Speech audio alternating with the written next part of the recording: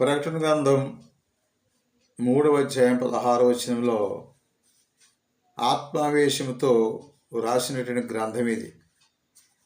ఇక్కడ నీవు ఈ లోకములో సరైన నిర్ణయాలు చేసుకోవాలని, ఆత్మీయతలో జీవించే విధంగా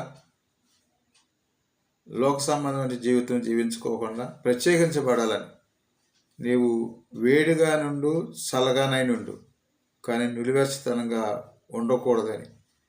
వేడిగా అంటే అర్థం వాక్యానుసారమైన జీవితం, వాక్యము చదవటం, వినటం, ధ్యానించటం, ఆ వాక్యాన్ని గైకొనటం, దాని ప్రకారం జీవించేదే మరి వేడిగానైనుండు హెచ్చరిక. అదే చల్లగానైనను ఉండకూడదు అంటే లోక సంబంధమైన చల్లగా ఉండటం అంటే నిరాశ నిస్పృహతో జీవించే జీవితాలు. అలాగే నులివేస్తనం అంటే ఇటు దేవుడు కావాలి, ఇటు సైతాను కావాలి. ఇటువంటి రెండు రకాల మనసుతో సందిగ్ధతతో జీవించే జీవితమే నులివేస్తనం.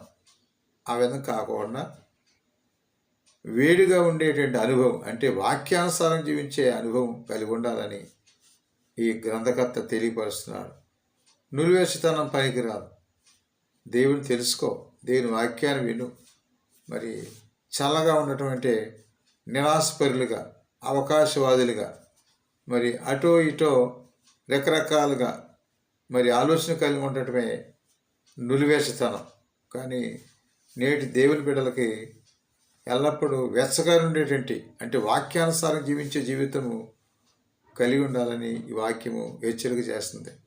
అటువంటి వాక్యంతో కొన్ని జీవితాన్ని జీవించే ఆ శక్తిని దయచేయమని, లోకాకర్షణ సాతాను యొక్క తత్వంతో జీవించకుండా దేవుని బిడ్డలకు జీవించే ఆ భాగ్యాన్ని దయచేయమని ఆ ప్రభుని మనసారా ప్రార్థిస్తాం. ప్రభు అయిన దేవుడు మీ కుటుంబాన్ని అల్లవేళ కాచి కాపాడును గాక. God bless you.